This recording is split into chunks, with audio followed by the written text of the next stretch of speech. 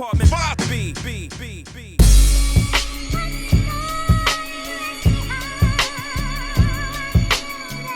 You're now tuned into the Apartment 5B podcast, where we chop it up about hip-hop, R&B, sports, love and life. Hosted by Kill.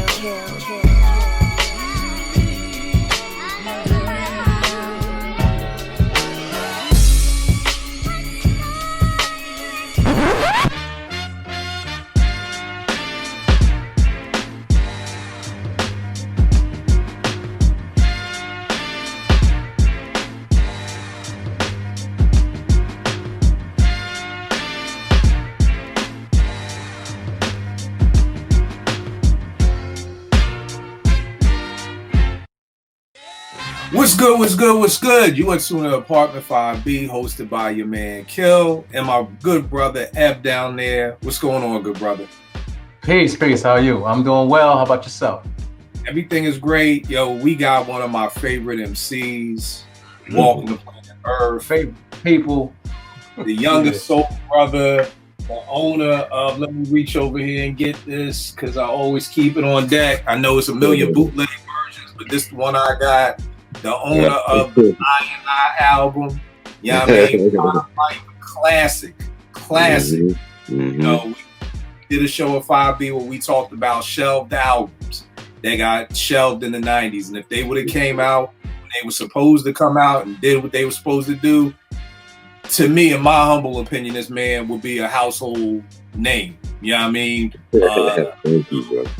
And I always tell folk, I'm not gassing him just because he's here. Yo, when I first moved to DC and I heard Grap was out here, it literally was like, yo, maybe one day I can meet this dude, man. You know what I mean? So I just put on Twitter tonight. It still trips me out that I can just pick up the phone and call this dude like, yo, what's good? Like, I'm on the show. So, you know what I mean? We got Grap with us today. What's going on, good brother?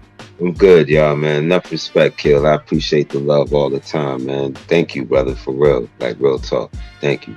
But I'm here, man. I'm blessed to be here. Thankful, man. Good to see Brother Ev again. Ain't seen him in a minute. So, you know, I'm always blessed to see y'all brothers, man. Yo, so salute. You know, we here, man. Right. Definitely here. Now, to all the listeners, this is a spinoff of Apartment 5B. You know what I mean? I want to mean that so Ev don't care about names. He always like, yo, whatever fuck you want to name shit, just name shit. But, you know, I want to get the okay before when the whole premise of this part of Apartment 5B is where we're talking about health.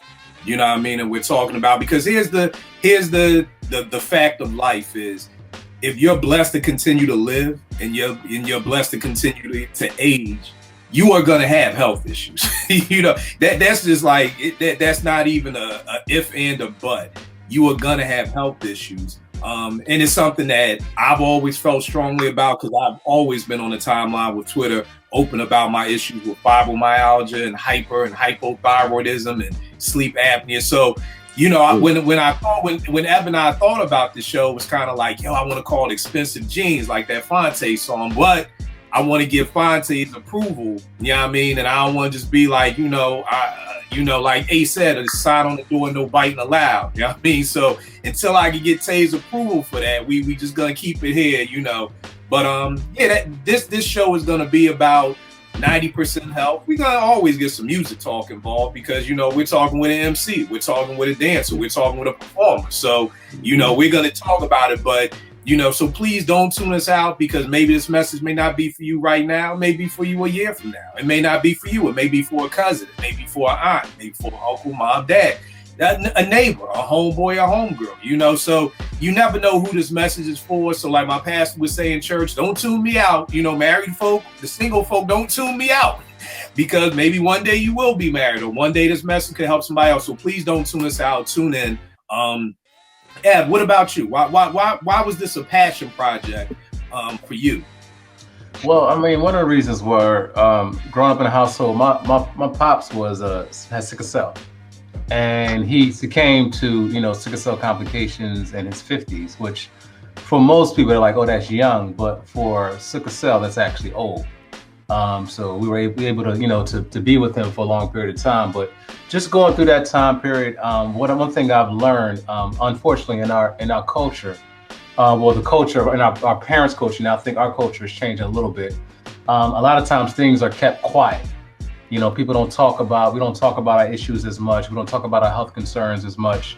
And we're sharing these similarities when it comes to health concerns.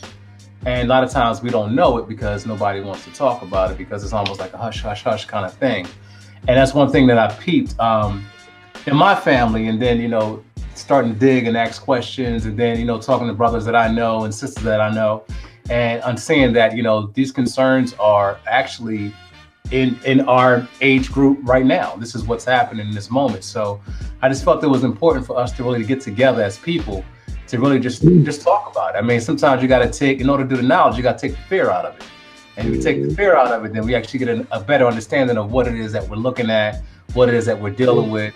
It makes it not a lock in the clouds kind of thing, and it takes the fear factor out of it, because a lot of times we're fearful because we don't know. So that was one of the main reasons that I wanted to get into it and have these conversations, because I think just for us as Black people, man, we just need to really have these conversations and share with each other as far as what our experiences are. Right. Indeed. And it's a passion project, just because, like I said, if folk follow me on Twitter, I've always been open with all my ailments. You know, maybe 15, 16 years ago, maybe 15, 16, 17 years ago, you know, not knowing what was wrong with me, doctors thought it was lupus, you know what I mean? And around the time T's, one of her homegirls died of lupus, Dilla had just passed the lupus. So you telling me I may have lupus, I'm like, damn, you know what I mean? And I was saying on the timeline today, that's one of the reasons why me and Nay are so close, because I was with her every day, because I didn't know how, if I had lupus, I didn't know how long I was going to live, you know? So I was like, okay, boom, if I die before she gets to be 5, I want her to have dope memories of her father, you know? So that's why to this day, me and Nay are like joined at the hip, because I was raising her like not knowing how much time I may have left, you know what I mean? And of course, we came to find out that it was fibromyalgia. And, you know, just, it was a long battle, man, long battle, being in pain every day. I was on this drug, Cymbalta, for a while, which was an antidepressant. And I kind of realized one of my students who was like a son to me got murdered. Ev, you know, Rilo, my rhyme partner from Morgan, had a heart attack and died. My grandfather died. My mentor died. And I didn't shed a tear. You know, and these were all people I cared about. My mom was like, well, yo, ain't you on an antidepressant or something? And I was like, yeah. And then, you know, I'd always done the due diligence on the medication, like, you know, side effects of Cymbalta. But when my mom said that, I don't know what, well, I'll say God told me, because whenever I say, you know, something told me, I give that credit to God and the Holy Spirit to Google lawsuits against Cymbalta. And when I did that, that's when all the shit came out. That's when takes away your emotions, takes away your creativity, takes away all of that. And it was kind of like, all right, let me get off of this. Went to a pain doctor. They was like, oh, well, we got to wean you off. You're going to have to go through withdrawal. And I'm like, withdrawal? Like, I didn't even know about all this, you know? And eventually got the medical marijuana card and started feeling great. Was feeling great. The past 3 years have been great. The pain is down from like an everyday 8, 9 to maybe a 2, 3. Was feeling great, lost 50 pounds. And then just, there you go, Grap. You know what I mean? And, you know, I was feeling great. And then about a month ago, you know, because when me and Ed were talking about doing this show, the whole premise was going to be, my thing was, you can make it through. Here's my testimony. Don't give up. You can make it through. And then about a month ago, my left arm started hurting real bad. Then my fingers went numb. And I went to urgent care.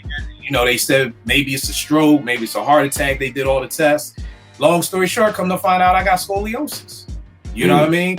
And when I found that out, my first thing was, I don't want to do this show, because I'm right back to being where I was before. But I also understand that 47 and this many years, now my 22nd year of a Christian walk, I understand that that's how the devil does. That's what he does. You know what I mean? So I know that this show is going to affect people. I know this show is going to help people. So of course he wants to shut it down before it even gets started. You know, and I called Ev and I said, you know why I know this is right, Ev? And I know this is God, because before I even had scoliosis, the first guest was going to be Grap. And Grap, what's your health diagnosis, good brother? I deal with scoliosis, man. Scoliosis. That's the biggest thing that I deal with my health is scoliosis, bro. Right. So to me, that's God, you know, and that's why that was the stamp of approval. If we didn't even need that, but that was the stamp of to say, we're doing the right thing. You know, so Grap, talk to us, man. One of the things we want to do this with everybody who comes on, can you explain to us, number one, what is scoliosis? And this is good for me too, because I'm learning too. I literally just came from a second opinion yesterday. So what is scoliosis? Scoliosis is when there is a curvature that occurs in your spinal column, in your spine. And it can curve in many of ways. It can curve inward towards your, towards your gut, your inner, towards your front, or it can curve, in an S manner, going, like straight down your back toward, like in an S. But, well, it's multiple ways it can go, and it's just discomfort. You get if depending on how bad your curve is, you can get a lot of pain, daily pain, spasms in your back, back spasms. So with me, I have scoliosis. I also have what is called subluxation. That's when a section of your spine is compacted. And then I have degenerative disc in my spine, and I also have arthritis in my spine. So I'm working with all of those four things, and mostly the pain is mostly centralized towards like my lower back down by my hips. So, and then also with the scoliosis, it takes my hips and makes them uneven. So right now, my hip is probably like this. Like the left hip is higher than the right hip.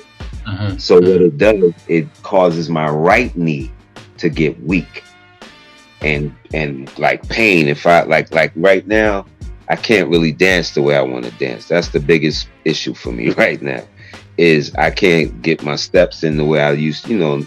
I'm not, I'm about to be 50 this year. So me getting my steps in is just me having fun. You know what I mean? I can't really, like certain moves, I boom, I hit it, I feel it. I feel the knee like get weak, you know what I mean? And give me pain, like a sharp pain, you know what I mean? So that's another issue that's extending from the scoliosis. Also, I get headaches occasionally from the scoliosis, you know what I mean? Where it and I could tell it's a scoliosis related joint, because it's usually in the back of my neck or at the top of my head is where those scoliosis headaches be at. Because I've been, rocking with this for years. How I began with it was I'd never realized that I really had it, but I've had it since I was a kid. I remember the first time I remember having a real issue, I was around 8 years old. I was probably like 3rd or 4th grade. And I went to a night rec at my school, at my elementary school. And I don't know what happened, how I got there. I don't think I had issue walking there. I walked there. I don't know what happened, but I just remember not being able to like stand up. Like my body was stiff, my back was stiff, my legs was numb and stiff. And it was two janitors that were there that were at the night rec with us, and they was like coaching me to walk, like get up and move and walk and move.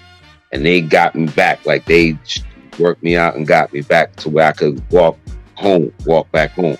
That was the one thing I remember with my back. Then years I was break dancing, I was doing, playing ball, doing all that stuff, you know what I mean? College years, smashing, doing all of that, like, cause that's your back too, you know what I'm saying? Like, you doing all of that, you know what I mean? You do, and then fast forward, the next time I really remember having an issue with my back, that I really, really like definitively, where it really started was I went bowling with my daughter. My youngest daughter, we were supposed to get duck pins and the small little bowling balls. But we ended up getting the regular pins and balls because they ran out of that. So I was like just tossing, boom, bowling that whole night, bowling. I went home. I didn't feel nothing really. I went home. And then when I went to sleep and I woke up the next day, I couldn't get up. Like, I was like, yo, I can't get up. Like, my back is killing me. So I'm laying in the bed. I had to I called in to work, told them I couldn't come in, and then I called my insurance people, and I was like, yo, I need a doctor from my back is killing me. I cannot get up. And I had to do that. I rolled out the bed. Like, I couldn't even get up and just, get up and boom, sit up and get out the bed. I rolled out the bed to get my cell phone. And I made all these calls. And I found this doctor in Bowie, Maryland, named Dr. Rossello. I actually still go to her to this day, even though I'm living way over on the other side. I was living in Bowie at the time. So I got with her and started going to her. And I was going to her consistently for like 2-3 years. And then she got for like 2 years consistently. Like, I was doing like back-to-back appointments. Like, boom, I go Monday, Wednesday, I go Friday, and then I go like a Tuesday, then I go Thursday, then I go Monday, Wednesday, then a Thursday or whatever. Like, some days I, do 2 days. And she had me doing all these different things, like all different types of therapy, stretches. Now, one sec. So you roll out of bed, you go to her, and then that's when they give you the diagnosis of scoliosis. Yes, because they gave me the I had to take my bad. Yes, thank you for pacing me. I had to take an X-ray. Mm-hmm. So when I went in, she looked at me. She was like, all right, I'm gonna go send you here to get this X-ray. So I went and got the X-ray, and then when I came back, that's when she told me all the stuff: the subluxation, the degenerative disc, and the arthritis in my and the scoliosis. How old were you during this time, Grap? Huh? How old were you during this time? This was my late 20s, probably early 30s. Okay. So you had already been like dancing for a minute then. Yeah. And that's the thing with this thing. That's when I don't feel it. Like, because when I'm gonna keep it a buck. When I go in to go do my thing on the floors, most times I done had a drink or two. I done burnt one or two things, you know what I mean? And the heights is there, the elevation is this. So the mind is off the pain completely. The mind is about creativity. You know what I mean? Like, for some reason, whenever I have something to drink, I want to dance, yo. Mm-hmm. I want to dance. And when that urge comes, that pain is not there. It's gone. And the creativity takes over. And then it's just me wanting to please the people in front of me, like want to make them like oh shit, like ooh whatever, you know what I mean? Make them want to do that. Grap is a day like Grap. The first time I think I ran into Grap was probably over at God, what was that thing? Not Bohemian Cabins, the part that was upstairs, the club that was upstairs. And Grap was just killing it on the floor. Like, you know what I mean? Like, this dude is that like was my spot, man. I burnt that floor up. Yeah. So, and it bugged me out because Grap, not knowing you, when you hear Grap rhyme on the mic, he's so smooth and so laid back. So, I was like, oh, who's this dude dancing? My man was like, oh, that's Grap Luva. I'm like, it can't be Grap Luva. That nigga, he too smooth to be there. That's the ultimate gift and blessing that I possess, man. And I learned literally, my mother turned 89 March 23rd. I went home to see her. I learned probably on her birthday that my dad was a good dancer. And that was one of the reasons why she liked him.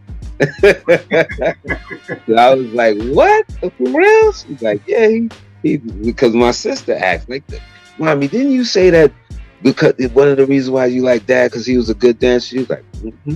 I was like, oh, word? She was like, yeah, your father can dance. Your father could dance. I was like, oh, okay.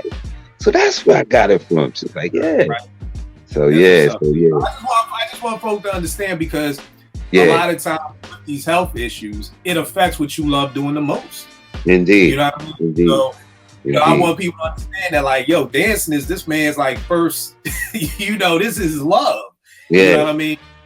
It's something that I know that I can do, and I'm having fun. I feel good doing it, and people are being, entertained by it, and it's just a good vibration, good energy that comes from it. You know what I mean? So that's something that I'm blessed to be able to do, man. But as of lately, due to COVID now, my appointments have been like spread out, like, a month apart. Like, you know what I mean? Like she just canceled me today. I was supposed to go see her today at 3, and she just canceled me, and I gotta wait till like the end of the month to see her. You know, because she wasn't feeling well or something like that. And she's an older woman, but and she's very spiritual too. So that's why I really love going to her too, because you know, it's not only just like me getting chiropractic work done. It's like we talk about different things too. You know what I mean? And we can talk on a certain level, and it's always peace. And she's an Italian woman from the Bronx, originally from the Bronx. A word? Okay. Yeah, Dr. Rosella. That's what's up. I want to talk about that too, because for you, that's a blessing that the first doctor you called is the same doctor you're with. You know, because one of the things that I probably went through 9 or 10 doctors before I actually found a doctor right here in Waldorf, Maryland. You know, I was at was this for your fibromyalgia? Was this for fibromyalgia? Okay. For fibromyalgia. Like because a lot of doctors don't believe it. You know, my man's wife is a doctor, and she's like, yo, Kel, I'm gonna keep it a buck with you. Like, we don't believe in that shit. You know, until I met you, you know what I mean? Like, you know, we just think something is going on in your heads or whatever like that. So, I mean, I was at that hospital. I was at Johns Hopkins in Baltimore, and they couldn't, you know, figure out what was wrong with me. So and I always tell people that if you don't like your first doctor, find another one. You know, because that's something else that has to go on, because what happens is a lot of black folk don't want to go to the doctor, period, especially black men, you know. So, we go to the doctor and then we just do whatever the doctor says. It's like, no, if you don't, this is like dating somebody. This is like, you know, like Grap said, even though I don't even live in Bowie, I still travel. You know what I mean? Because once you find a good doctor, and I had a great doctor, but he got cancer and he stopped practicing. You know, and I actually stopped going to the doctor because I was like, it's almost like losing your wife or getting divorced. You like, I don't feel like dating. It's like, it take a while before you get back out there. Yeah. Exactly. Like, I do not want to start looking for another doctor. What's up, man? Let me ask a question. So this is for both of y'all. When you first got your diagnosis, Kel, fibromyalgia, Grant, when you first got your diagnosis of scoliosis, what was your first initial response or reaction? What went through your mind when they told you, hey, this is what it is? And not during the time you're still looking for second and third opinions, but when you kind of knew, okay, this is what I'm dealing with. What was your initial, like, how did you first emotionally respond or even psychologically respond to what the doctor was telling you? Kill. For me, it was a relief, because for years they didn't know what it was. You know, it was Lyme disease, maybe it's lupus, maybe it's this, maybe it's that. And that just got frustrating, because it was like there was days I was like, yo, just give me lupus. Just give me something. You know, tell me what it is. Shake the dice, like, just tell me what it is so I can know how to deal with it. But we're talking about years, plural, of not knowing where this pain is coming from. And for me, it was just like, I used to commute into DC to my teen center. So I'd have to catch a bus and 2 trains and walk.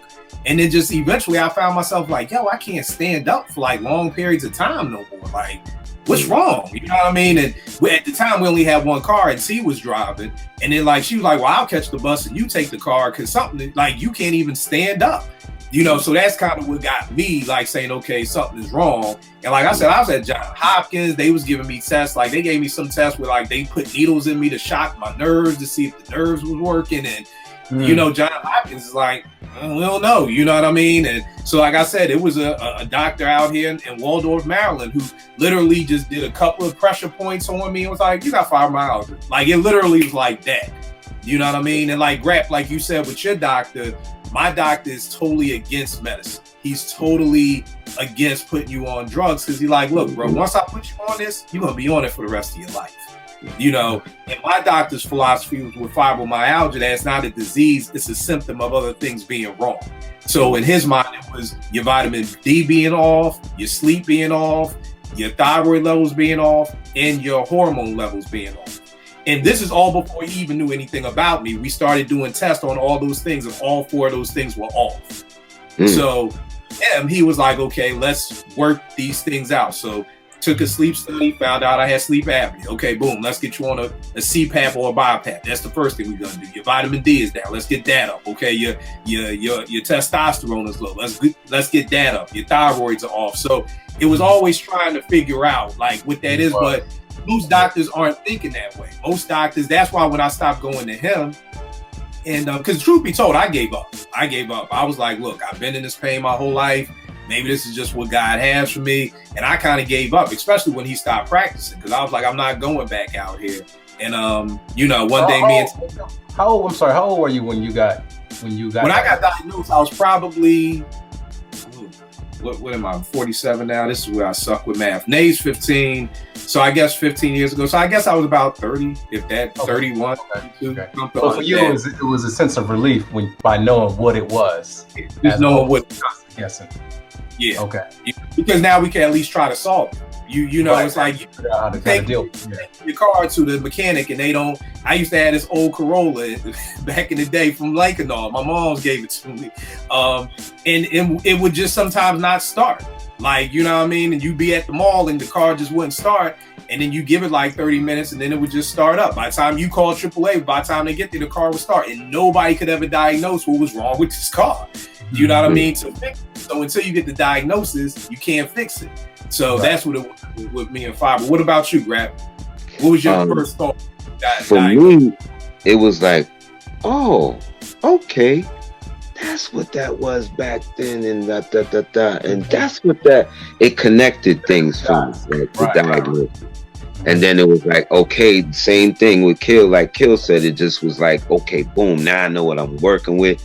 Now I know, let me start to address this like this. You know what I mean? So it was like that. So I was very thankful to know what it was. You know what I mean? I didn't dread out. You know what I mean? I didn't vex out or nothing. I just had to deal with it and understand that this is something I'm working with.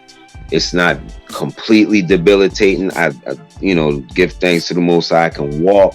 You know what I mean? I can run still. You know what I mean? I'm very upright. Every time I would go to her, she was like, man, you I don't know what you're doing, but you're looking good every day, looking better every day, and you're holding it. And because when I used to go, when I first started going, and then when I moved from that side of town, I had to take a bus and a train from DC to Bowie, and then from Bowie over to Laurel, damn near. You know what I mean? And by the time I would take the bus from Bowie back to Laurel, because I would have to take the bus from Bowie, around by the town center, into New Carrollton Station, take the train into the city, then take the red line back out the city, and then catch a bus from Silver Spring down to in Burtonsville. You know what I mean? So by the time I did all of that, a lot of the work she did would be kind of out. You know what I mean? So, when I would be able to get her, but even still, sometimes she would still say how well I was doing or whatever. So, but the diagnosis definitely put me in a place of, okay, now let's gear up and see what we're going to do this, to alleviate this as much as possible. You know what I mean? I had thoughts in my head like, man, could they put a rod in my back and, just leave it in there?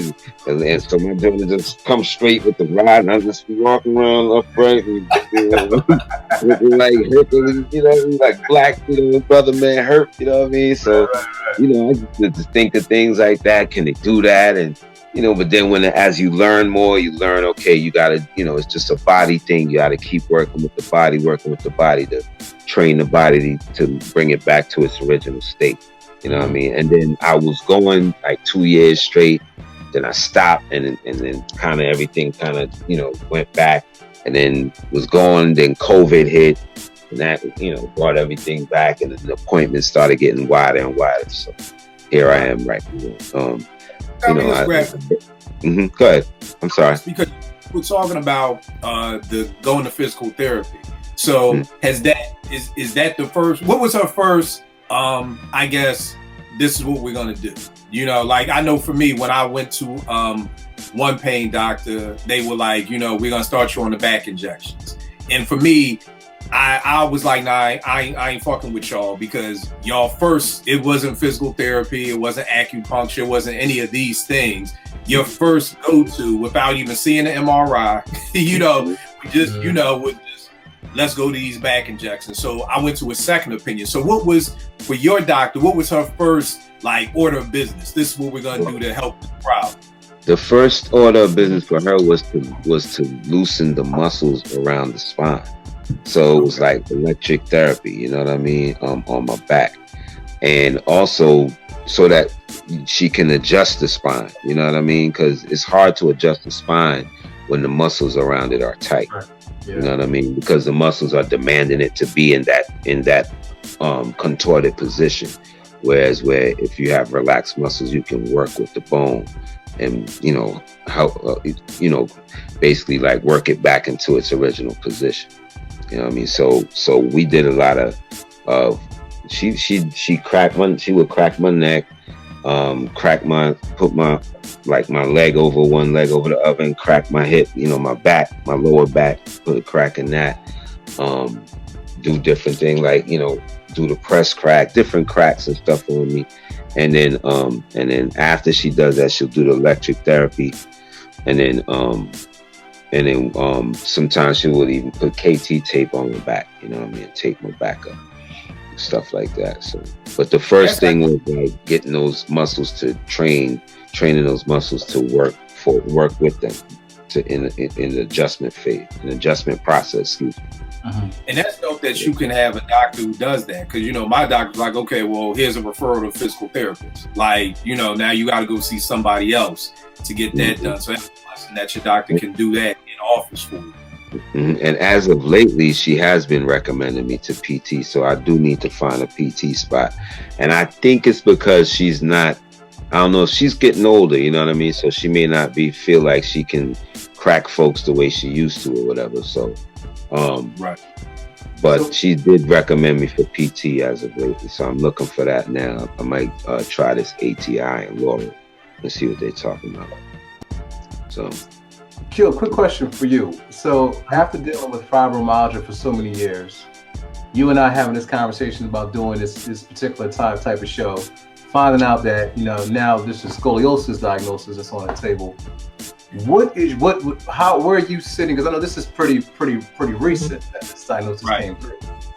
How are you feeling now in this place, in this moment? And I know for you the scoliosis it's hereditary, right? Yeah.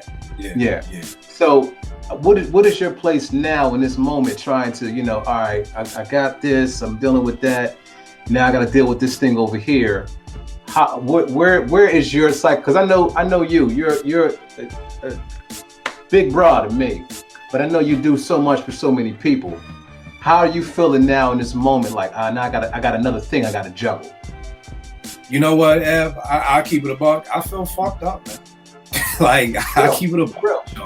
Like, a month ago, I was, I'm like, I'm a month away from my birthday. When I had fibromyalgia, I hated my birthdays because it was like I get older, but I feel like I'm 60. Like, when T's mom's, my mother-in-law was alive, like she'd walk from 116th and St. Nick in Harlem to the Bronx, like in Yankee Stadium, like it's nothing. 68, whatever.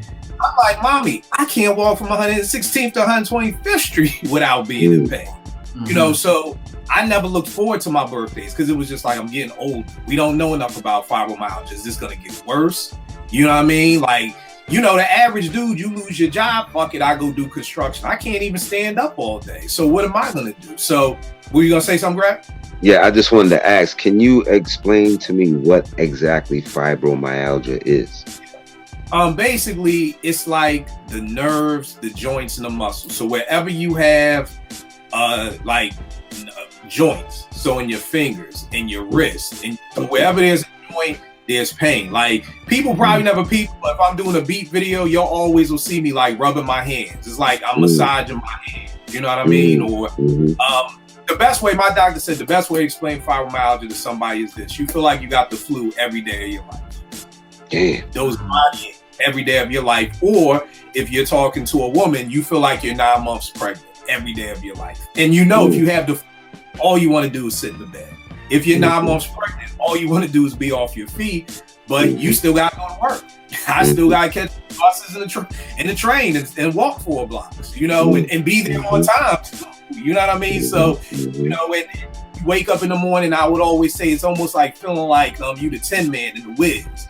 Like, I got to get my body time to unthaw. Like, there is no just alarm go off, jump out of bed, jump in the shower. Like, I would tell T, like, your first chore of the day may be getting in the car to actually drive. My first chore today is just getting out of bed. My second chore is brushing my teeth. The next chore is in the shower. The next chore is getting dressed. You know, the next chore is getting down the steps, putting on your, like, by the time I even get to the car, my nigga, I feel like I've already done worked the whole day of work and I ain't even driving to DC yet. You know, you gotta do that every day. So, yeah, so like, you know, after it's fucked up because it's like, damn, man, I'm like, yo, I'm turning 47 next month. I'm hype. I done lost 50 pounds. I look good. I feel good. And then like, boom, nah, nigga, you know, we right back to, you know, to pain, you know what I mean? But again, you know, my biggest thing I tell people, have your pity party, man. You know, I got my LabCorp results. It says scoliosis, same thing like you, Grap, degenerative disc disease, all of that. And I got in the car, I drove into DC, I cried, I yelled, I got mad. But I said, yo, once I open this door to my teen center, pity party over. And, you know, I rumble fibromyalgia in one, I'm gonna rumble this in one, and you know. But I always tell people, have your pity party. Like, I'm not that Christian that's like, oh, praise God, you got, no, fuck. No, you got a disease. Like, yo, if you feel like you need to cry and yell and why me, do that shit. Like, do that. And not hold that in. I'm sorry, go ahead, Kill. Right, no, get that out your system, but put that time frame on. Like, my pity parties is 45 minutes. You know, maybe somebody else's pity party need to be the weekend. You know, but have that pity party about whatever. But now let's figure out how to keep it going, because Grab, something you said, like you didn't have that. You was like, let's go, because so much of these medical battles, it's all in the mind. You know what I mean?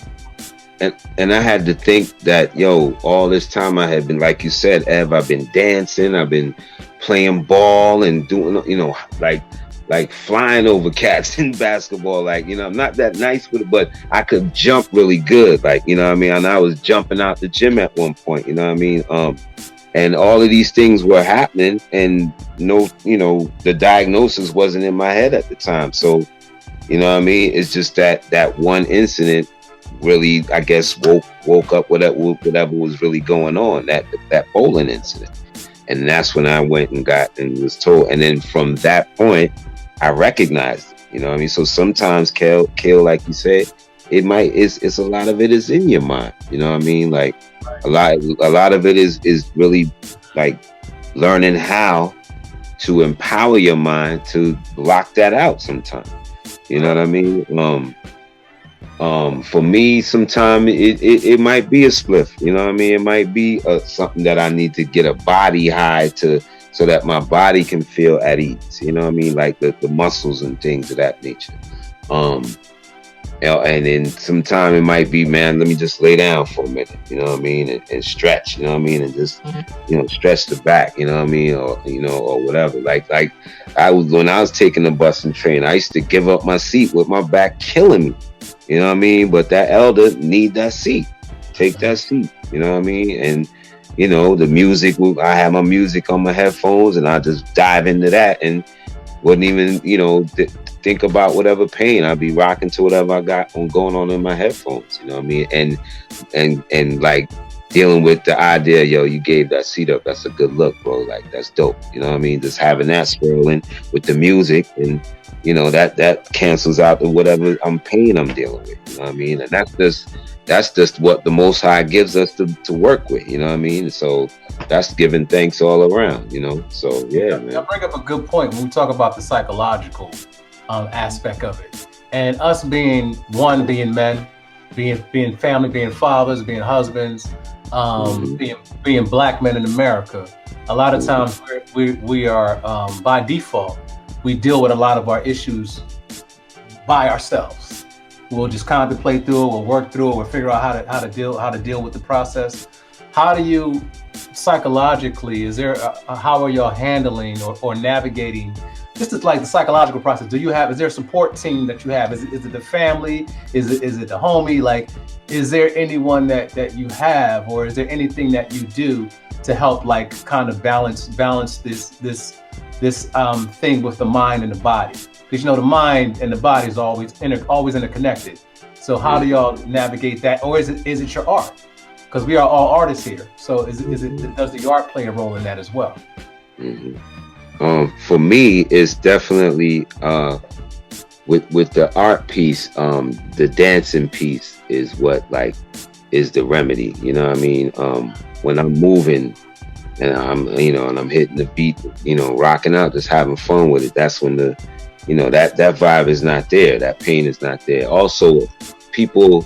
It's cool when people overstand, you know what I mean? Like when they understand what's going on with you, and it's they can, when you mention it, it's not here we go. It's like, oh, okay, yeah, I understand, bro. Like, all right, well, they'll have this feet right here, or let me rub your back, or whatever the case may be. You know what I mean? It's like that. So having people understand what's going on, that helps too. That helps a great deal. I'm sure Kill can attest to that. With the things he has going on, just having people understand that, and when you have that moment, it's like, oh, I already know what it is. Let me go get blah blah blah, or let me do this for you, or let me, take that away from you, or whatever the case may be. You know what I mean? Let me help you. Go ahead, go put your feet up. I know your back is crazy. You know what I mean? Woo woo. You know what I mean? Like stuff like that. So that helps with the psych too. You know what I mean? Because then it's like, okay, boom, they rock with me. It kind of empowers you. Like, all right, so I got somebody else right there helping me rock out against this thing. You know what I mean? So that's important. For me, same thing like Grap said. I think I did a message on Twitter the other day, just challenging men to tell their loved ones what's going on. Because like you said, one of the generational curses, I think, especially, we can only speak from perspective of being a black man, is, so many kids from our generation were scared of their fathers, and a lot of that was because the pops had stuff going on that they didn't know about, and I'm challenging people, if you're going through something, you gotta let your family know. You gotta let a homeboy know. You gotta let somebody know, because you gotta get it out, because it's gonna come out one way or the other. So it can either come out through love, or it's gonna come out through anger. And I'm like, we've got to break that generational curse up, because if it comes out in anger, all it's gonna do is your kids gonna be scared of you. Your wife gonna be scared of you. Ain't nobody gonna want to hang out with you because you always snapping or something like that. So like, I know for me, even with this situation, just 2 days ago, I surprised T with flowers at work. I gave Nate flowers on some shit. Like, look, I know I'm bugging right now.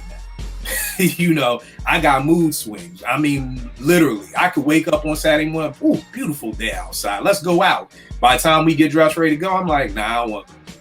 And that shit is crazy. You know what I mean? So it's like, yo, here's some flowers just to show love. Like, yo, thank y'all for fucking with me. Thank you for understanding. I know it would be like that, I know right. The other thing for me is I love sharing it on Twitter. You know what I mean? Because for me, number one, I believe in the power of prayer, but people can't pray for you if people don't know you're going through. So that's number one.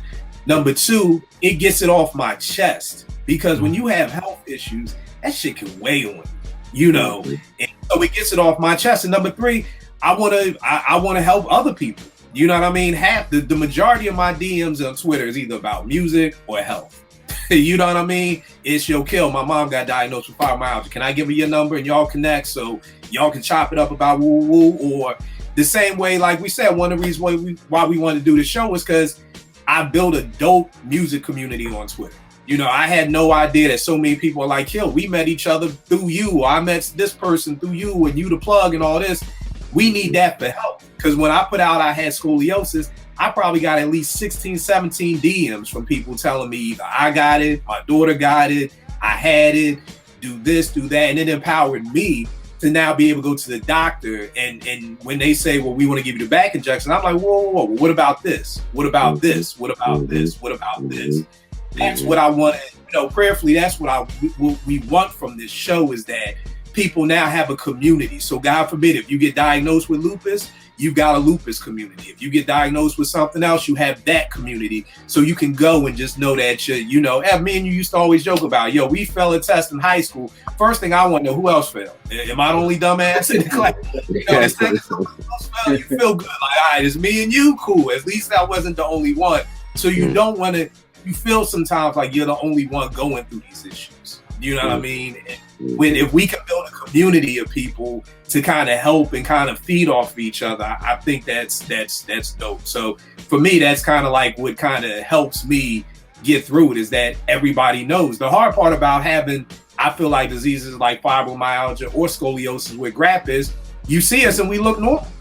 Right.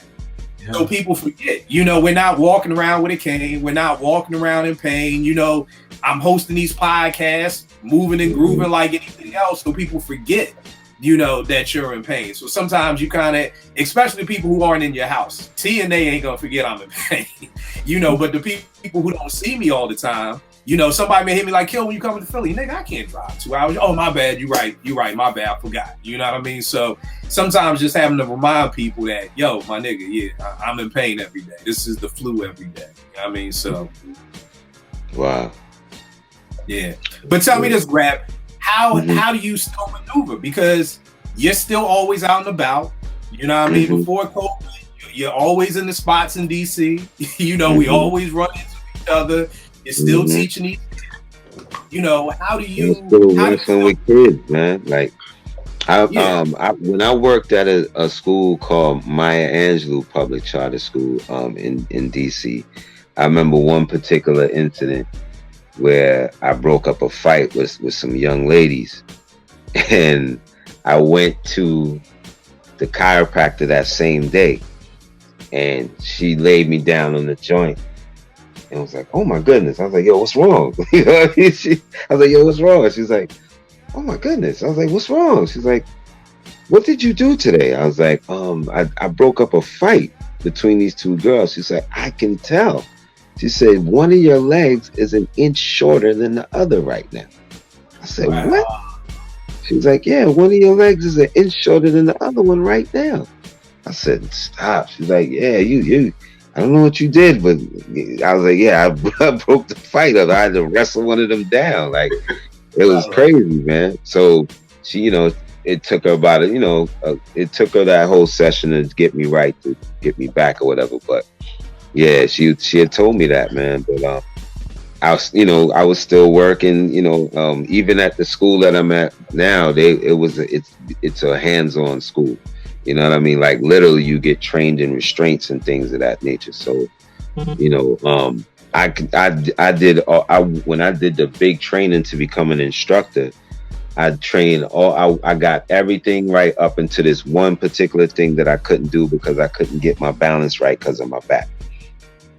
And I couldn't do that part, but it was cool because that part that I had to do, we didn't do at work.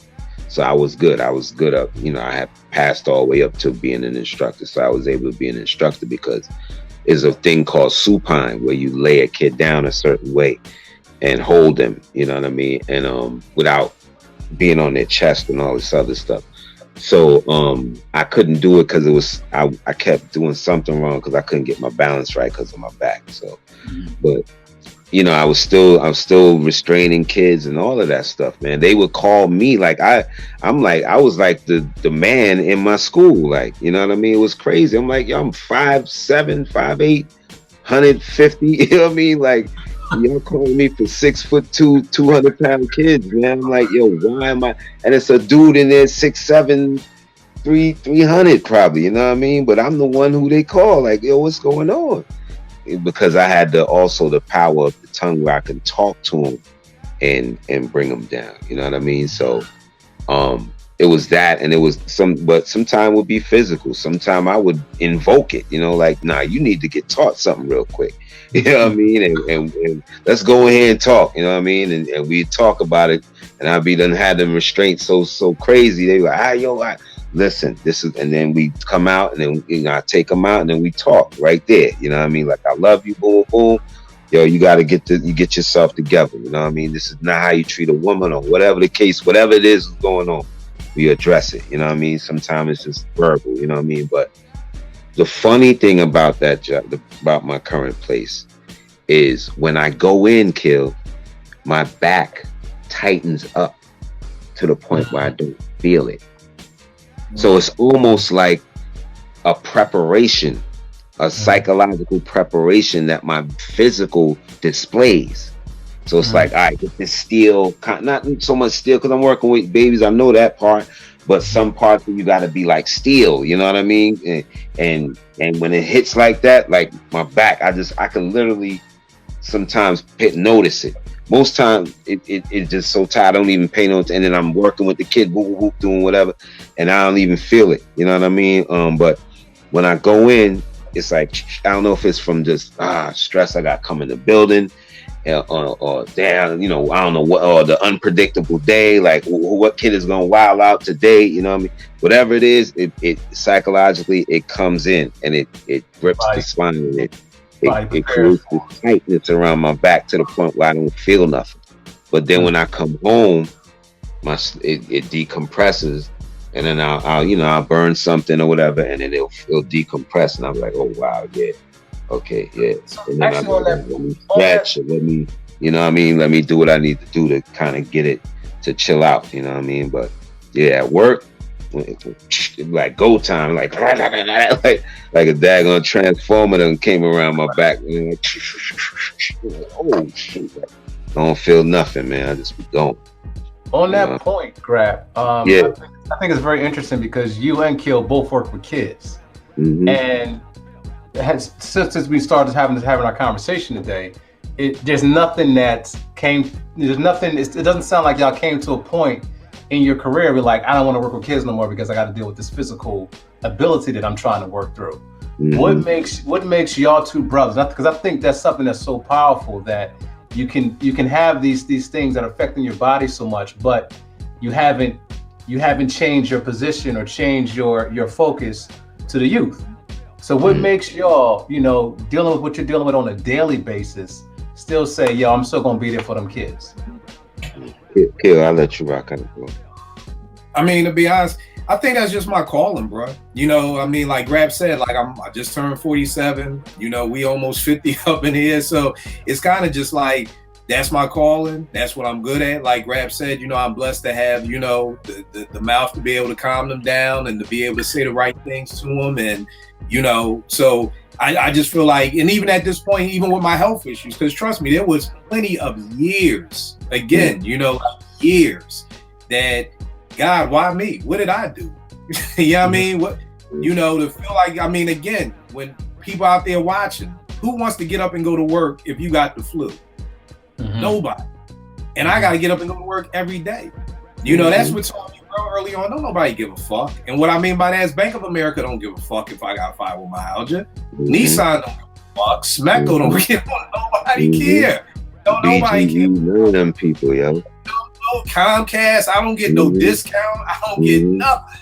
You know, so kind of was just like, you know, like Grap said, it's go time. Like, it kind of put an extra. I was already a hustler. Ev, you know me since high school. I've always been gonna do 50,000 things. This just multiplied it because again, I don't know how long. You know, what is fibromyalgia gonna do to me when I hit 50? Am I gonna be able? So I gotta hustle. You know, even this new diagnosis of scoliosis. All that really did. Now that I'm over my pity party, I gotta work even harder. I gotta work even harder. You know, I tell folk, yo, I'm 47. I'll be super duper blessed if I live another 30 years nowadays, because so many brothers are dying young. So if I can live, you know, 77, if I can get another 30 years, that's great. But with this scoliosis and there's no cure for it, how many more of those years are gonna be me able to move the way I move right now? So it's making me hustle even harder, because what do I want to do? I want to go here, I want to go there. I don't want to be going to Jamaica having to be on no cane or no crutches. So I got to work even harder, you know. But to answer your question about the kids, that's my gift. And I feel like I can. And I'm sorry I lost my train of thought. Where I was going with that is that I also believe I have these ailments to be able to help other people, you know, to be able to help other people. When, like I said, people DM me like, yo, Kill, my daughter has this, or my son has this, or now I'm like the weed connoisseur. People hit me all the time. Kill, I got this problem. What strain should I rock with? Because we didn't get to that yet, but the medical marijuanas would help me with fibromyalgia. You know what I mean? And that always puts people. I was in Wawa one day, older dude in front of me, my body. I was like, yo, sir, not to be air hustling, but weed has helped me. He's like, yo, I work for the government. I can't do that. And I'm like, damn. When I was flying to LA to see you, Ev, I was in the airport dealing with some baggage issues. Lady was picking up a bag. She's like, my bag. I'm like, yo, weed. She's like, I work for the airport. They won't, so it's heartbreaking to me to see people and run across people. One of my mom's students, everybody knows my mom is a music teacher. One of her old students reached out to me, and I was with fibromyalgia. And I told her, she was like, I work for Septim. I can't do that. You know what I mean? So it's just frustrating when you see people who have these ailments. And when I first got the medical marijuana card, I thought I'd be up in these dispensaries with people looking like us. I'm in there with people who like 70 and 80, older people up in there, trying to figure out ways. So, for me, that's why I can't stop working with the kids. That's my gift. I can't, and truth be told, for 20 years, my job hasn't been that strenuous. I think it would be harder for me to sit at a desk all day and be crunching numbers on a computer all day, but get up, get down. Yeah. So what about you, Grap? What do you think for you? Yeah, the love, man, the love for the kids, the want to be around them, the want to see them grow, and the want to be a part of their cultivation. I think that's what keeps me going with that. You know what I mean? I really love working with children. Like, like Kill said, I believe that's my calling. You know what I mean? I really believe that's my calling. I remember saying that I wanted to be a juvenile counselor when I was young.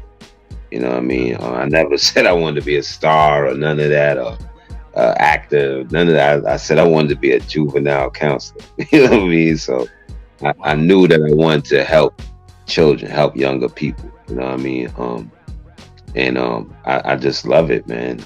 I think that's what keeps me there. You know what I mean? And keeps me motivated with wanting to do that. You know what I mean? Just the love for the kids, man. Their smiles and the stuff they can say and make you laugh, and the wanting of advice, and the way they just look at you. You know what I mean? And they looking at you in that way, that like teach me way, you know what I mean? Like looking for the lesson within you, you know what I mean? And as far as Brother Kill is concerned, I always think of the story of Job, brother, when I think of you, you know what I mean? And how Job, you are a person who I think the Most High is saying, look at this brother, look at these stripes that are on him, but yet and still he shines. He does his thing. He does for others. You know what I mean? I think you. That's what you are. That's what your thing is. Like that's what you're here for. You know what I mean? To like show others that you can. I have stripes on me, bro, and I'm still rocking. I'm still 5 micing it out here. You know what I mean? Like fuck what you heard. You know what I mean? I'm still 5 micing it out here. So.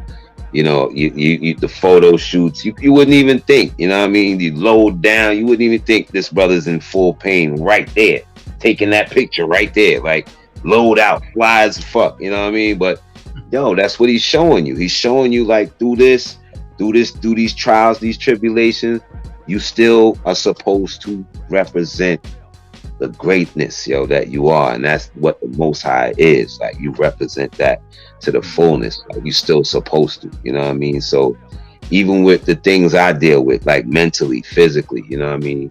I still have to come out and shine and show that I can shine. You know what I mean? I will pray upon those things. I'm not going to leave them to be neglected and just be fronting, you know what I mean? Like a mask, like wearing a mask. Like, no, sometime I may present them, sometime I may not feel to present them, but I'm gonna still deal with them. But I'm always gonna try to give you a good energy, a good shine, you know what I mean? Show you that, I'm a child of the Most High, regardless of what stripes I got on me, you know what I mean? So, and that's what I get from you, you know what I mean? In hearing your story and hearing what you got going on. like this brother got stripes on him, but he's doing a lot. You know what I mean? And that's the blessing, you know what I mean? And you got to look at it as that, like that's the blessing within the pain, you know what I mean? Is that I'm here as an example, and look at people can see me and learn things from me. People can see me and get inspired.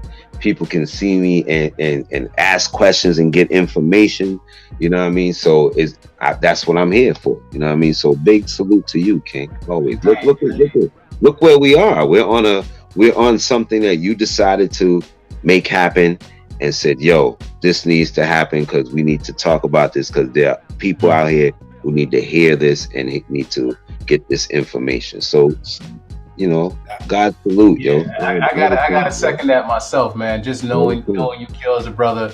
And it's really for both of y'all, man. You know, people don't know before we started recording. I just had to give my little moment to just shout out these two brothers, because they're two very one powerful kings, but they're two of my favorite people to see in this world. I've never met face to face, but I have so much love and admiration for this brother about how he carries himself. His spirit shines through. The spirit has always shined through, and he's such a learning element for me, because he does so much, but he still keeps his household strong and sound, and it's like that's not an easy thing to do. Not at all. It's not an easy thing to do. So I just have, you know, just to kind of second everything Grap said, man. I just had to jump on that bandwagon, because I just feel like you two brothers, man, are definitely two of my mentors, and y'all don't even know it. I'm just always watching and learning how y'all brothers move, because it's just such an inspiration to many of us, man. To many of us, I'm always learning, and to learn from Black men that I can look up to. For me, it's a blessing. I don't want to take up too much more time. I know I kind of hijacked the show a little bit with all my questions, but I did have I had one last question for y'all around trust of when it comes to doctors, and trust when it comes to treatment.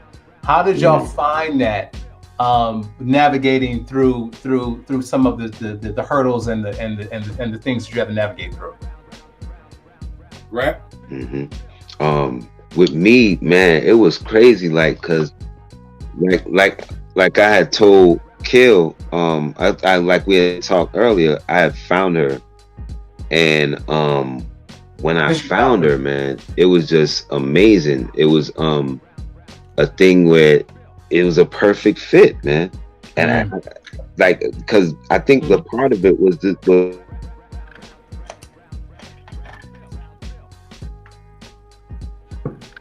think he might have froze. Yeah, let me see.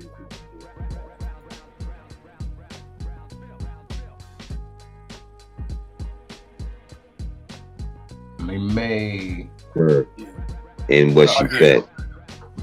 My bad. You went You out froze for a quick second. Oh, my bad. I was just saying, I was talking about my doctor. I think part of it that helped me stay with her was the spiritual piece. You know what I mean? That connection we made, you know, in that spiritual energy, you know what I mean? And the way we talked, you know, to each other and things of that nature, the things she discovered about me and how she spoke to me and things of that nature. She spoke to me on a level of reverence as well. You know what I mean? And not even just doctor patient. It was like in things that I would tell her, it would be, you know, she was speaking reverence of me, you know what I mean? So that felt good too. So that even was a nice way of a wraparound for me, where it kind of more embraced me more to say, yeah, I can deal with this woman, you know what I mean? And like, she's like the auntie, the white auntie, you know what I mean? Like, wow, like she's like the white religious auntie, you know what I mean? So like, you know, Doc, man, I love her, like, you know what I mean? I will say that I love my doctor, like, you know what I mean? She was very like good to me as a person, and, you know, very honest with me and straightforward, and never recommended drugs to me. Never, you know, even we even talked about marijuana once, you know what I mean? And you know, she's more of a spiritual person, so she's not really for it, but she can overstand it. You know what I mean? She doesn't, partake or wouldn't partake or anything of that nature. But she's of that old guard, that old spiritual guard, you know what I mean? That old Christian guard. So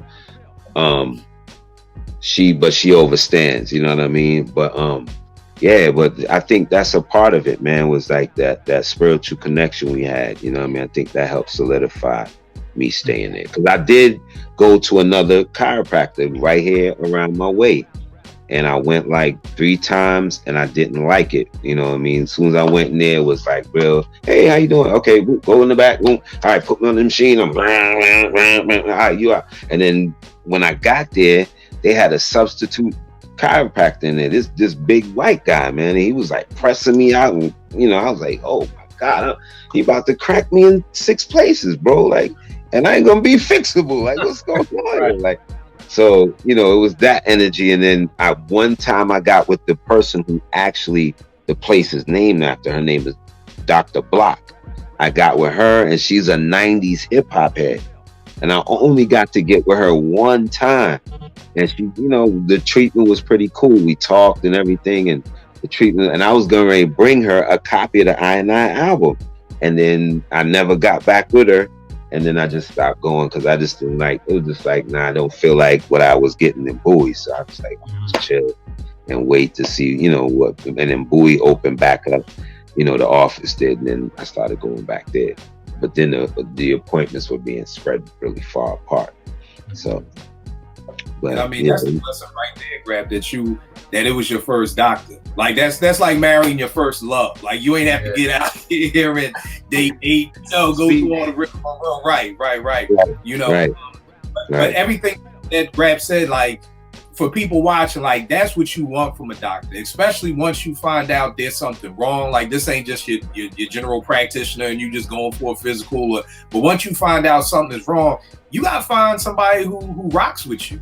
Like my doctor Alex Leon, before he stopped practicing, this was my guy. Like he'd be like, yo, your testosterone low, my nigga. Like you fucking like we would talk, like we would curse at each other. Like there was a relationship there because he had been treating me for 12 years. You know what I mean? So like Grap is saying, like that's what you want from a doctor. So that's why, like, when I went to this one pain doctor, he's like, I was like, yo, I want to get off Cymbalta. He's like, okay, well, we gonna put you on Lyrica. I was like, you know what? Nah, I'm good, bro.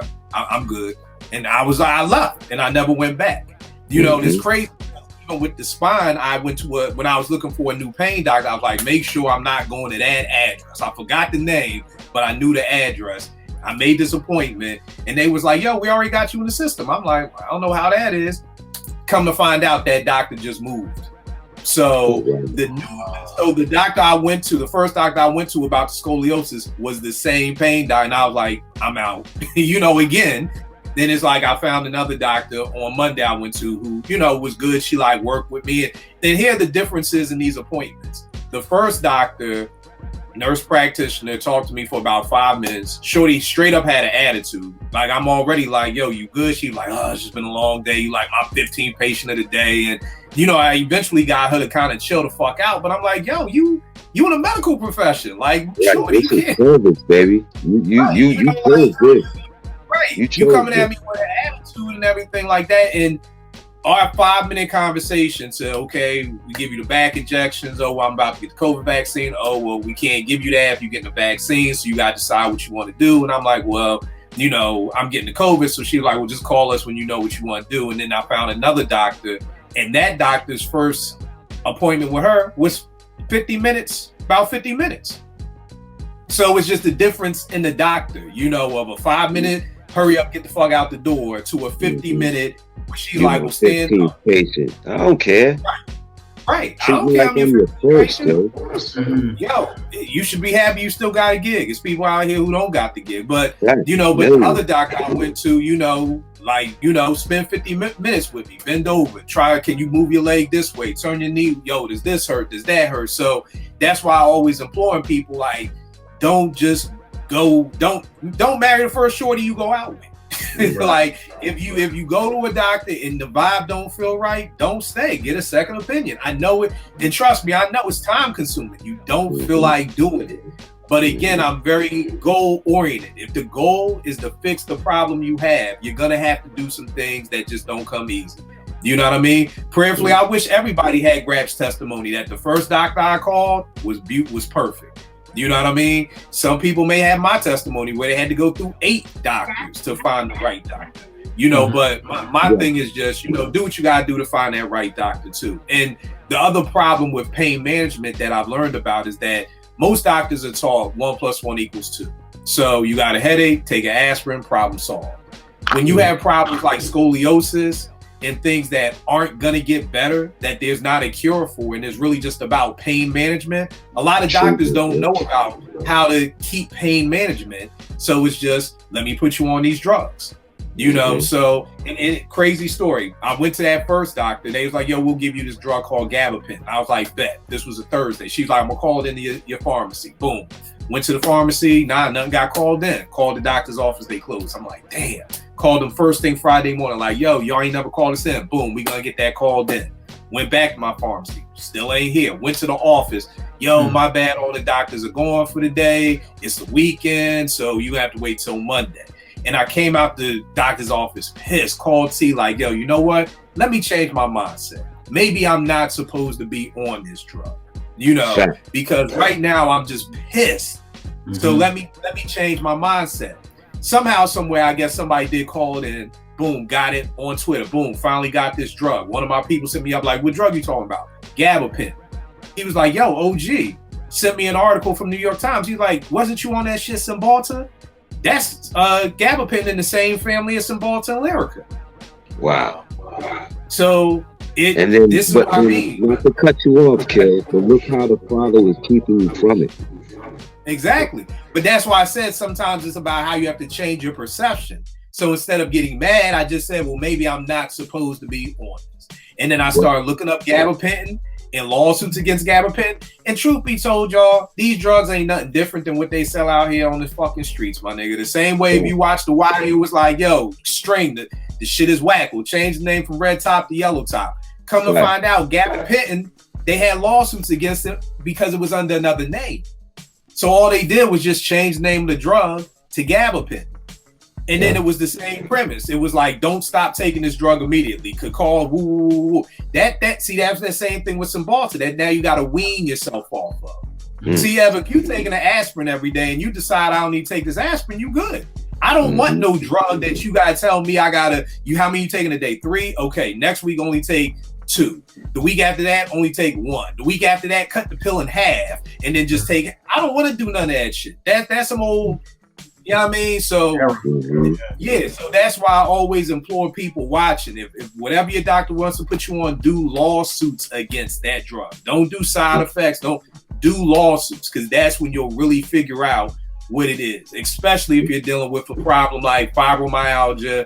I don't know a lot about lupus and the pain, but definitely scoliosis. Whenever it's pain management, you know, a lot of doctors just want to throw you on Lyrica.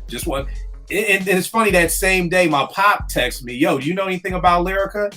And my mom's student texted me later on the same day, yo, do you know anything about Lyrica? And that's what made me get on Twitter, because I said, yo, whenever something comes like that to me in twos, that's God telling me something's up. So I just got on Twitter like, yo, I don't know what this means, but yo, if anybody's trying to put you on Lyrica, do the knowledge. Because that's no coincidence that my pop and my little sister, you know, my mom's student, who I call my little sister, both hit me on the same day talking about the same drug. Right. You know? Right. And from that Twitter conversation is why my man from the UK got at me and was like, yo, you was talking about Lyrica, gabapentin in the same family. So just to show y'all, people watching, this is why we wanted to start this community.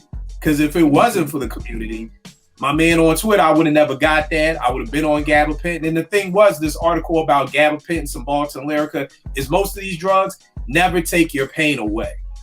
Like Cymbalta could take my pain from a 9, 10 to maybe a 7, 8, but I'm still in pain. Wow. So a lot of these drugs that they want to put you on, it's not the perception of an aspirin, and I'm gonna take this drug 3 times a day and I'm not gonna feel any pain. That's not what most of these drugs do. You know, so that's why diagnosis is anything dealing with pain management is definitely something you have to look into. So even like right now, I'm trying different weed topicals, different weed lotions to put on my arm or my back, just trying to find different things out like that. So I have a CBD lotion that I was using on my lower back. Also, it was what's the place? I think the place, I forget the name of it. Natural Living, I think it's called. This Living Natural or something, like these oils that I had. They had this cream called Cool Azul. It's like Bengay kind of, you know what I mean? I put that on my lower back, and then it'll get really hot, and then it'll get really cool like that. did it help? And I usually do that every day, and that helps. It helps. I usually do that every day, and then as I'm moving through the day, I don't really feel it. You know what I mean? Right. So I think it helps. And then I have like this other little CBD oil that I rub on my lower back and like around my hips and stuff like that. So right. But these some strong, powerful takeaways. You know, Kill. I like the part on whenever any kind of drug that you're looking at, Google the lawsuits against that drug, because you can really find out what it is, what's really happening. All of that other stuff will come up. The side effects and all of that. Right. When I would that's put in the key. That's where you hit them. Yeah, when I put in side effects Cymbalta, none of this stuff would come up. I did lawsuits against Cymbalta, no emotions, which made sense. How the hell one of my students who like a son just get murdered on a Sunday, and I planned his whole funeral and didn't cry once. Cut his hair for his funeral, didn't cry once. My grandfather died, didn't cry once. You know, so you saw that, and they talked about losing your creativity. Cymbalta, this one lady was like, "Yo, I was a professional writer. I lost my job because I couldn't write anymore." You know, because of this, and that was happening to me. I wasn't writing no scripts, and I just thought, oh well, you know, maybe I just lost it. You know, like maybe I just lost the gift to write. You know, but now it was these drugs. You know what I mean? And so, you know, definitely anybody watching, please, before, I don't care if it's just you went to the doctor for fill in the blank, lawsuits against that drug, just so that you can know this is what you're going to be battling. Because after a while, I was like, I'd rather deal with the pain than not be able to cry or be able to have emotions. Or like you said, Grap, like you said, and we're all creative. You take away our creativity, you might as well just put us in a box then. Like, you know, so I'd much rather deal with the fibromyalgia pain than have to kind of deal with the side effects of this drug that ain't even taking away the pain. Like, bare minimum, if you want to take away my creativity, then let me be pain-free. You know, if that's the trade-off, then maybe I'll do that trade-off. But don't take away my creativity and I'm still in pain. Like, nah, we're not going that way. That ain't gonna work. Yeah, so that part, and also the psychological part, man, you know, talk about it. Let's talk about what's happening talk about to your family, get people to understand what's going on with you. Have your moments, you know, have your moments. I mean, I feel like as men, we got to do that anyway, you know. I had to learn that when my pop passed, you know, you're so used to like be the man and not, but you know, holding that stuff in is not good. It's not good and it's not healthy. Man, you gotta let it out, man. Let it out. Yo, crazy. It's crazy. One of my teens called me today because his first real girlfriend, he away at college, she broke up with him, you know, so I had to talk him off the ledge, give him that. I get it, been there, done that first heartbreak, everything like that, you know, and I just said, yo, bro, I challenge you to not let this heartbreak do to you what it does to most men. And he was like, what you mean? I said, most times, men, we get our heart broken and we say, you know what? I ain't never going to feel that way again. Let me just go out here and just have fun in these streets. You know, and I told him, you're not built like that, my guy. You a good dude. You were, you know, look at what you did wrong in this because you've done some things wrong, you know, and then move on. But don't let this heartbreak kill you. And that same kid came in my office once and was like, you know, Kill, yo, you be proud of me. I was like, why? He was like, yo, I just came from my grandfather's funeral and I didn't cry. And I was like, nigga, what the fuck is wrong with you? Why you ain't cry? Oh, because my dad said men don't cry. I said, look, my nigga, I know your dad, love the dude to death. You need to cry. I said, matter of fact, I'm gonna go step outside. You stay in my office, lock the door, and fucking cry, my nigga. Your grandfather just died. You know what I mean? So, you know, that's another reason why I do this work, because I got a daughter, my guy, and I need some men out here who gonna know how to be able to treat my daughter. You know, and a lot of these dudes out here, you know, I see all the mamas, the single black mothers. I applaud you. I salute you. But just like in Boys in the Hood, Angela Bassett had to take Trey to see Larry. He had to take him to see Larry. because it's just some things that Mom Dukes can't teach you. You know, without these men out here, you know, it's a lot of women to respect that. We need more women to respect that line, like for real, like just respect that line, and we need the brothers to respect it too, because if I'm bringing this brother to you, you can't be on some, you know, shuckling and jiving and reluctant to deal with this young brother and raise him properly. You know what I mean? You got to take your role up, man, and do what you're supposed to do. So on both sides, you know, we need them to really accept that and really be, you know, cognizant of that. So my bad, I mean, you know, bust but that's the exact thing, and that premise comes back to, like Ev, you was saying, as men, we're taught not to cry. This dude was 15 and was proud of that. Came in like he just won a fight, or he got accepted to college, or he hit the winning basket. Came in super proud that he didn't cry. You know, right. So that's just a testament on how is this man going to be as a husband, because he doesn't know how to show his emotions. And he's a good dude. He's a great dude, you know, but you know, so we've got to teach that. So that's why, like I said, I put that challenge out on Twitter early on in the week. Just as men, we got to let our wives and our kids know what we're going through, so that they know how to maneuver the situation. You know what I mean? And things like that. You know, so, and again, it's like I always tell women, nobody wants to hear when they're pregnant. I know it's 9 months, your body's changing, everything with the kid, but as men, we're going through that process with you. We're walking that walk with you. No, it's not anywhere as bad as what you're going through, but it is rough on us too.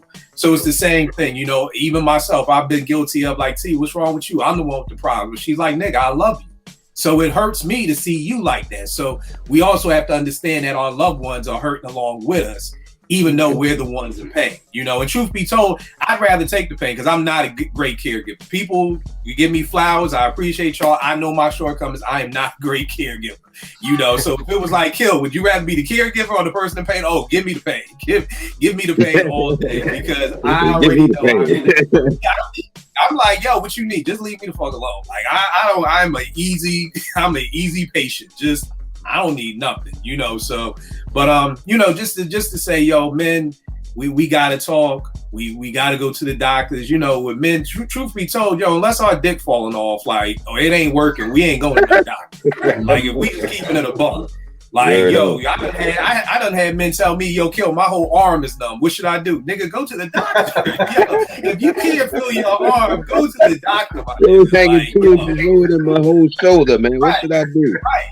Bruh. You know, right. Like, so and again, this is why I'm challenging men, like, yo, we got to go to the doctor. We got to check up on ourselves. And, you know, we got to, you know, we have to. And it's one of the reasons I love these new cars, these new 2018, 19 cars that tell you, yo, your oil change. Like, you know, we don't need the little sticker up no more. Like, your car is going to tell you oil change in 30% more. Like, every time you turn that car on, it's going to have that little light on there talking about, nigga, oil change, you know, and oil change and get your tires rotated. As humans, we don't have that. We don't have that reminder, oh, I turned 35, it's time for me to get this. So I turned 40, oh, it's time for me to get this. You know, we don't have that we wake up every morning and there's a reminder in our brain telling us, okay, get that colonoscopy, or, you know, get this or get that, or everything like that. So we got to stay on top of each other. The same way we check in on that hip hop, we got to check in on our health. What you going to say, Grap?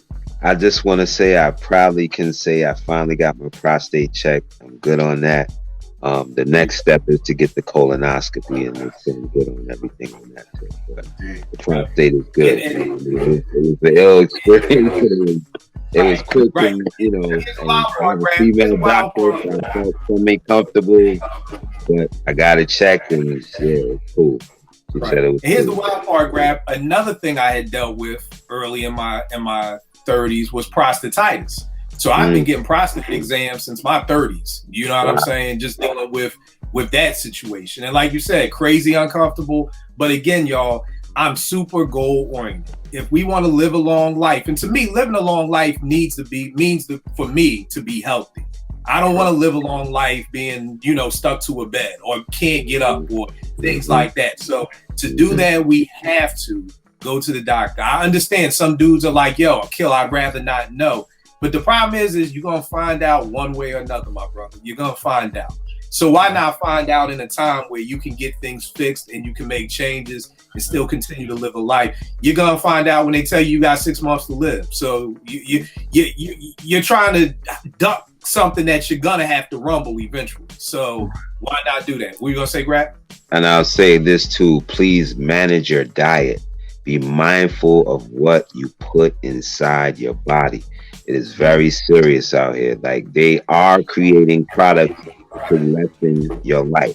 They are creating products that you can eat, that you can drink, that will lessen your lifespan. So be mindful of what you put inside your body. That's what I want to say to the people. Definitely. Please be mindful. I got one last thing, Kill, to that thing you said as far as like growing old healthy. There's an older brethren of mine, man, my elders, and he said this to me one time. He was like, yo, when you reach a certain age, you start to see things come around. And the things that you start to see come around again, you can take advantage of it because you already know it. But you can't take advantage of it if you're sick. So you got to be healthy. And it's a very important thing. So I just want to leave that, because I always think about that on a daily basis. Like, life is life. You're going to see things 2-3 times over. But in order to really be able to like kind of get in there with it, you got to be healthy to do that. No doubt. No doubt.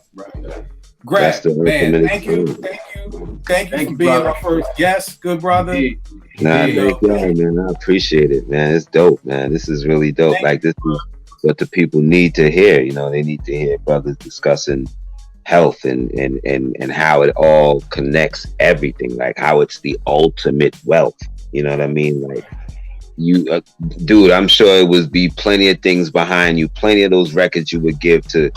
If you could say, hey, take this whole collection for the fibromyalgia, take this, I could say, yo, take this drum machine for this scoliosis. You know what I mean? Like, if we could do that, we would, you know what I mean? So just to have these type of discussions and have people see that, yo, we're still striving and still, trying to figure things out and trying to make our lives better and enrich other people's lives in the same time by generating this information within each other and passing it to each other and doing this on this forum, on this type of platform where others can see it and get information. Like, somebody's gonna pick something up from this and learn from this and see, what we're speaking on and say, yeah, man, this can be one. You know what I mean? Whatever it is they're dealing with.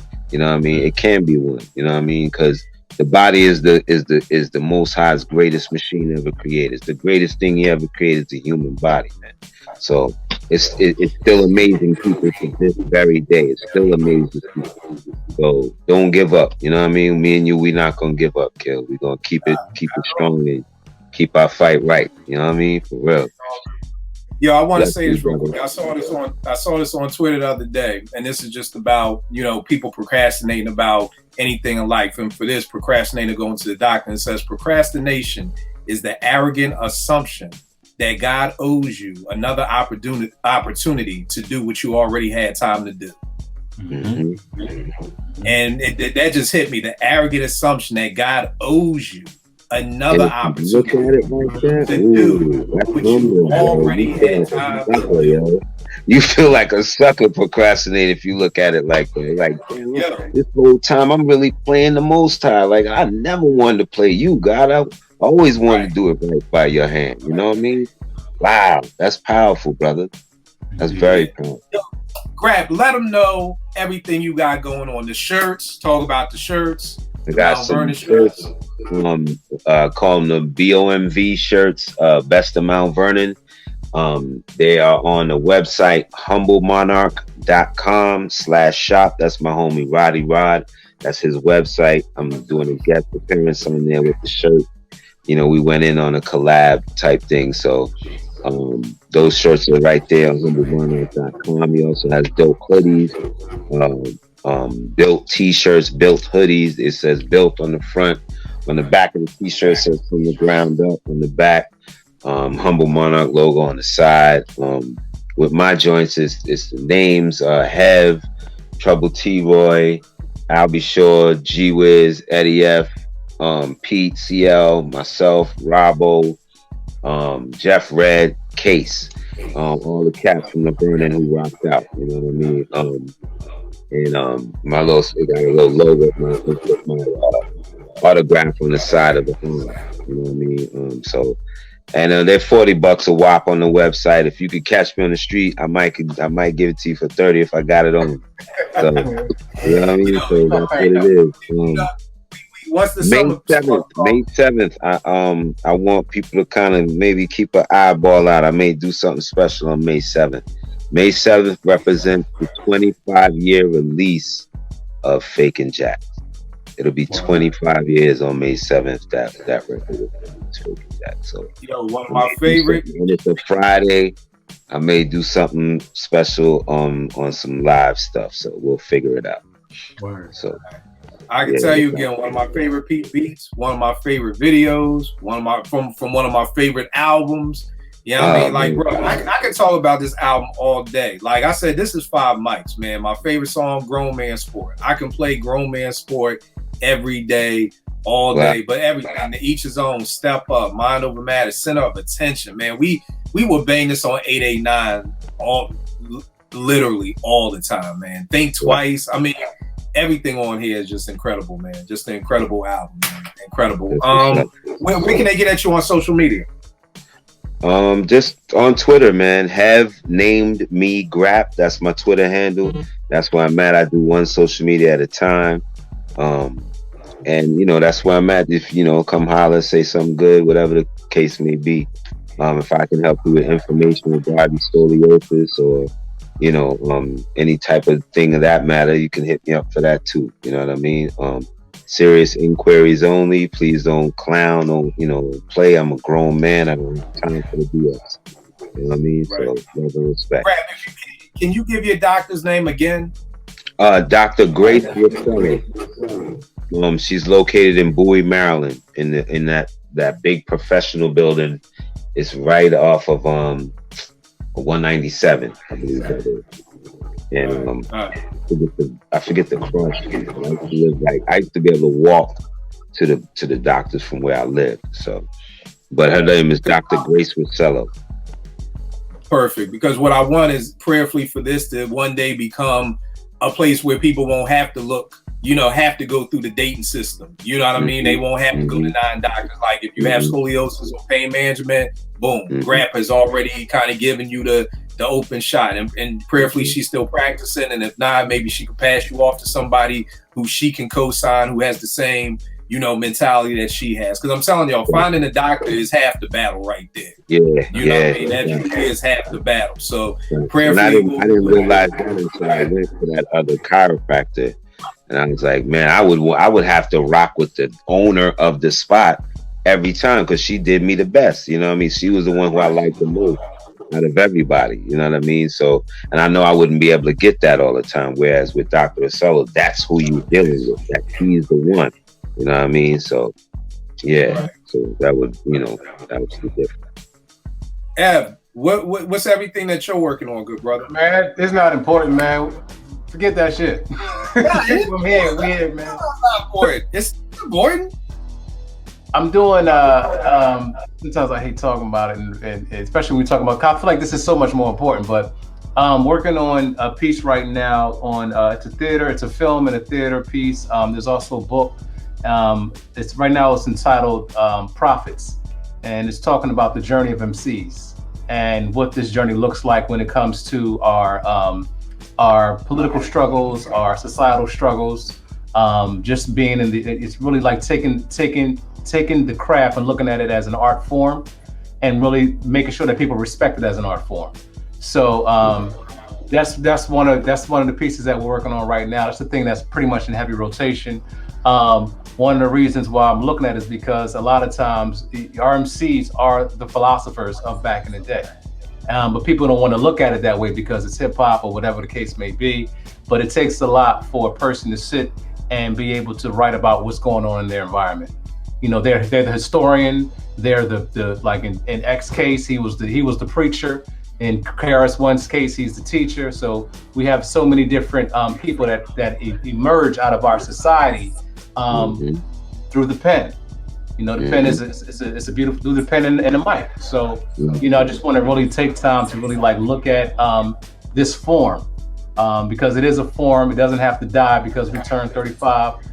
You can, you know, just stay inside your craft forever because we need our MCs. We need our MCs to talk about what needs to be spoken about. So that's what I've been working on pretty much almost the last year, and we'll probably got another year before that actually premieres. It'll premiere in 2022. I think right now we're looking at like fall of 2022, but that's what's happening right now. And where can they get at you on IG? Get at me, man. I suck with social media. On Twitter is Mental151. On IG is Everett Assis, and yeah, that's it. All right. You already know this with me, Kill889, Twitter, IG, We'll Make Beats for Food. Again, y'all, please. I don't ask a lot. Let's get these episodes out because these are the episodes that can change lives. I love doing 5B. I love talking about hip hop. I love educating people about hip hop. I love learning about hip hop. But what's even more important and more passion to my heart is making sure people are healthy, making sure people, you know, one of my favorite hip hop lines ever is Tech from Smith & Wesson when he says, "Protect my dome because that's where my home's at." Like that literally is the key to life. Like you have to protect your thoughts. You have to protect your mind because that's where the war is. You know, because again, this is hereditary. When my grandfather died, he could barely walk. My pop is 68. He just had back surgery. I'm 47. And they're telling me that I may have to get these, you know, shots in my back to help with the pain. And I woke up this morning like, fuck, so you telling me maybe for the next 30 to 40 years of my life, I'm gonna be getting shots in my back? Like, that shit is type depressing, but I gotta change that mindset. I gotta just deal with what I got in front of me today. Because if you just deal with that, man, I gotta do this for the next 30 years, that's enough to make you sit on the couch and not want to get up. And the next thing you know, it's a month from now when you ain't got up. And then 6 months from now when you ain't got up. So it's so important to protect your mental health and understand this is just like them Tom and Jerry cartoons. You know, the devil on one shoulder, the angel on the other. You know what I mean? So you gotta be very careful. I read a long time ago for my sports people out there. They said the difference between Jason Kidd and Tim Duncan. They said Tim Duncan makes a mistake and he's beating himself up 8 plays down the line. So he can't be the best player he can be because he's still thinking about the mistake he made 7 plays ago. When he said with Jason Kidd makes a mistake, he done forgot about that shit. On to the next play. And I read this maybe 15 years ago and I said, I want to be Jason Kidd. I want to be the person who makes a mistake. Fuck it. I made a mistake. It's over. On to the next one. And that's where I challenge us to be, where we don't sit in our pity. We don't sit in whatever we're dealing with. We don't sit in our unemployment. We don't sit in our depression. We don't sit in our health. You know, you cry about it, you get up, and then we got to get up and we got to do something. You know, you may need that accountability partner. You may need that person to say, yo, Kill, snap the fuck out of it, my nigga. Let's go. Like, we got a game to win. Like this, I equate everything to sports. We got a game to win out here, my nigga. Don't nobody got time for you to be whining about X, Y, and Z. You know, let's go out here and win this game. And that's what life is, y'all. You know, too many folk out here are just living. They're not really enjoying life. They're just living. You know, God didn't put us here to just live. You know, we gotta live and we gotta enjoy. So I just want to leave y'all with that. So protect that dome, y'all. Protect your head. Like Tech said, protect my dome because that's where my home's at. What you gonna say, Grap? Nah, that's it. That's it right there. That's it. Blessings to this podcast. Blessings to this episode. Blessings to you, brothers, man. Yo, I'm so appreciative to be here. Thank you, bro. Salute. No doubt. We will be back with another episode before you all know it. You know what I mean? Talking about another health issue with another good brother, another good sister. You know, we're looking for hope. I don't know if I said this. I probably did, but this is the 47-year-old. Again, we got to learn to be open, y'all. I'm not saying you got to wear on your chest, I got fibromyalgia, but you got to have that. You got to have that crew. You got to have that crew of people around you who you can trust, who you can talk to and everything like that, You know, so that we just know. So we will check y'all next week, y'all. Peace. Peace.